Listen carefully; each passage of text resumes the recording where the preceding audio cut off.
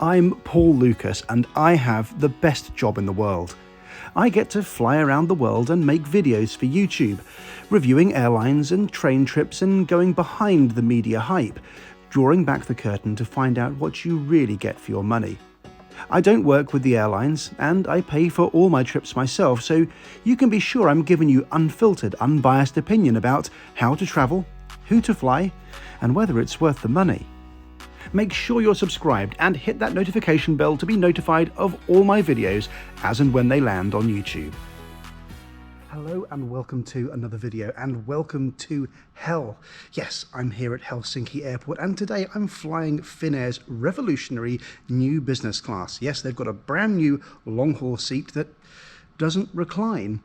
So naturally, I had to turn up and find out what it was all about. Let's head to London on an Airbus A330 and find out what this new business class is all about. Come with me and enjoy the video. Here's the thing, I love Finnair. They're one of my favourite airlines in the One World Alliance and I've always gone out of my way to fly with them if I can justify it. I've flown their A330 before a couple of years ago. I enjoyed it, but the seats were pretty well past their sell-by date. So when Finnair announced a unique new business class seat being fitted to both A350 and A330 aircraft that doesn't recline, I was definitely interested in trying it out. I made a special trip up to Helsinki just to see it for myself. We'll be flying their Airbus A330 again, from Helsinki all the way down to London Heathrow. Let's go! So, Helsinki Airport has changed a lot. This new check-in area in Terminal 2 was partially open when I passed through, and wow, I cannot wait until it's fully ready. I had to check in at the old terminal, which is actually still perfectly nice, especially the lovely people at the One World Emerald Priority check-in. I was through check-in and security in no time.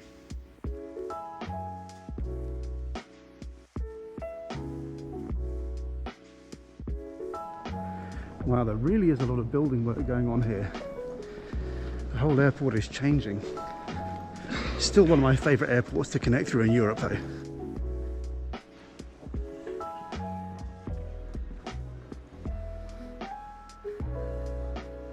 So the London flight leaves at 7:45 AM and is the first flight to leave from the non-Schengen area here at Helsinki Airport. Passport control only opens at 6 AM, so don't get to the airport too early if you're on this very early flight back to London. 7:45 departure, but passports only open at 6. Let's go and check out the lounges. Oh, it is a real ghost town here. There's nobody else about. What a difference a pandemic makes. So much has changed in Helsinki, but sadly the special Platinum Wing Lounge for One World Emerald passengers only, with its sauna and full-service restaurant, is still closed for the time being. Thank you. This is the regular Finnair Business Lounge, which is still pretty good.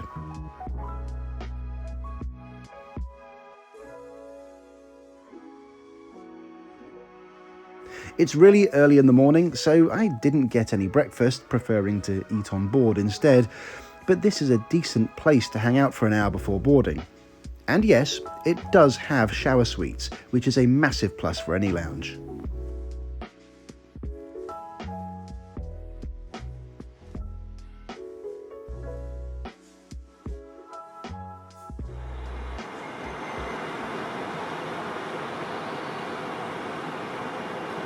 All right, here we go. Here is our ride back to London today. This Airbus A330. Our Airbus A330 today is festooned with the Finnish design house Marimekko's eye-catching Unikko motif. And who doesn't love a special livery? This aircraft is 13 years old, but has been refitted with new cabins in economy and business, plus a new premium economy product, which we'll look at in a future video. Today, however, is all about the unique and quite risky business class product they've installed.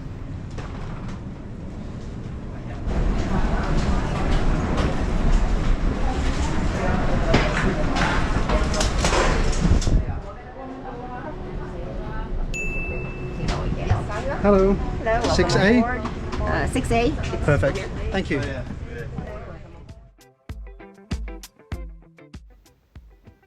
Whoa, this might be the nicest, newest Airbus A330 cabin in the world.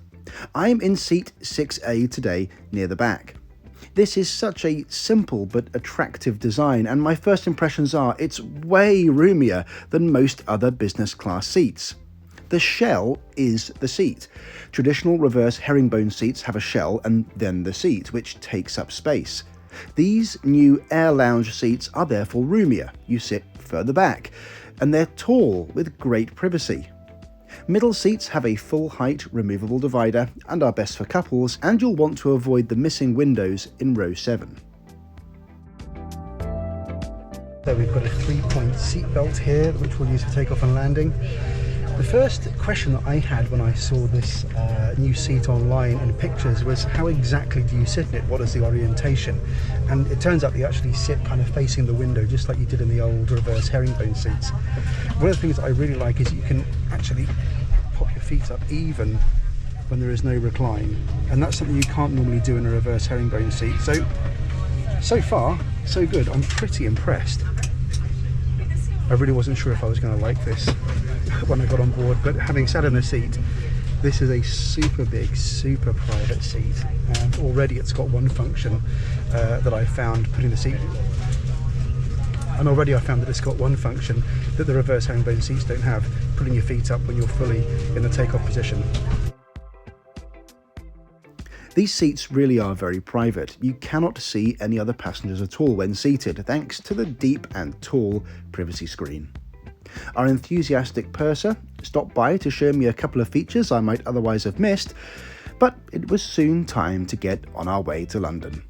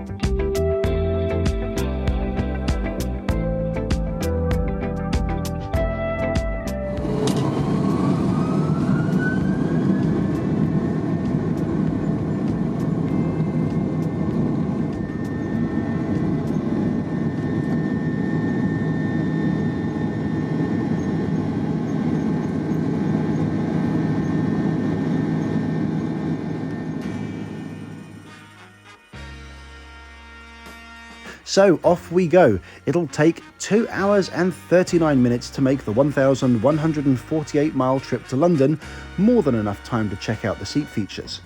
First off, I love that the controls are far enough away to avoid accidentally activating them, and they're pretty intuitive. This is the lightest lie-flat business class seat in the sky because it has far fewer moving parts. Simplicity is something Finnair does really well. I love the finishes on this seat, and another thing it scores well on is storage. Easily accessible, plenty of it, and note the USB-C charge point. Not many airlines have those, so a big thumbs up to Finnair. There's a remote for controlling the entertainment screen, of course, a stylish adjustable reading lamp, one of those magic wireless phone chargers, more charge points, and a handy stowage unit which comes with a bottle of water.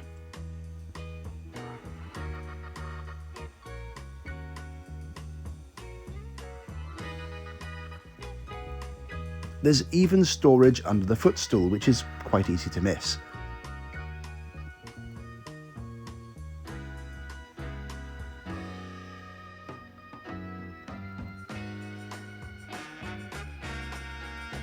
The seat, as you know, doesn't recline. Instead, there's a single electric flap which comes up from below to form the bed surface. You should note the huge size of the bed space, perfect if you're a side sleeper like me.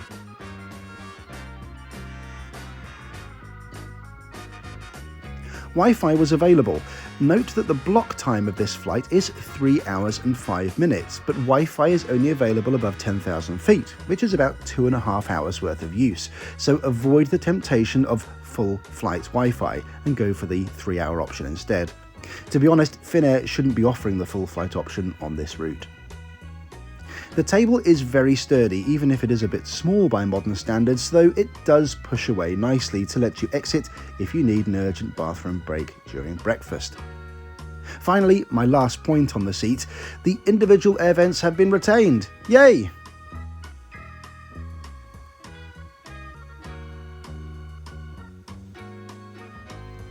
I got a lot of people moaning at me because I complained about my frankly rubbish sandwich on American Airlines on a flight exactly the same length as this. Well, hey America, this is what you get in Europe. A proper hot meal, nicely served, coffee, the iconic Finnish blueberry juice, and champagne if you want it. And this flight costs less than that one.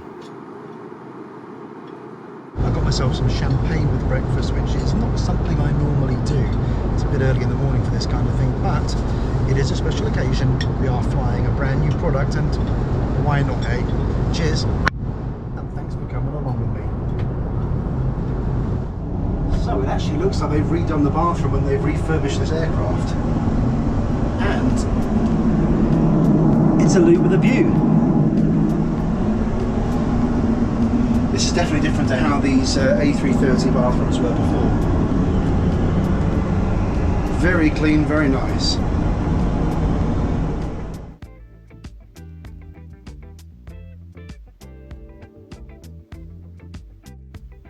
So let's give the bed a whirl. This seat is roomier than its competitors. The side panels providing side sleepers extra comfort, and the length of the bed is superb if you're tall.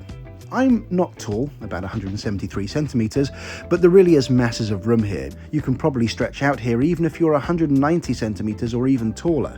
It really is a very large bed and is one of the biggest plus points of the seat. The entertainment is pretty solid too. I love the service flow diagram it contains, and there's plenty of content loaded. If you like Finland and the Northern Lights, by the way, you should stay until the end for a teaser of a bonus video I'll be posting quite soon.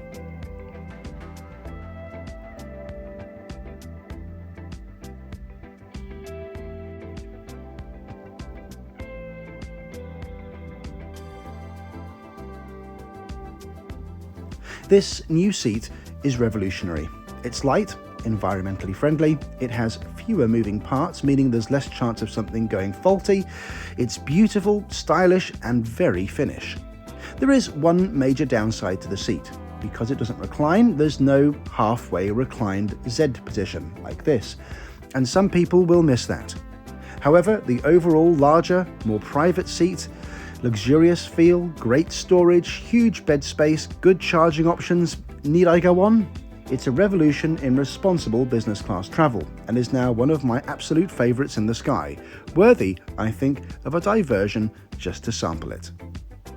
We approach a very hazy Heathrow over White Walton Airfield, which is where I first took the controls of an aircraft, age about 10, thanks to the Scouts, and we touch down ahead of schedule.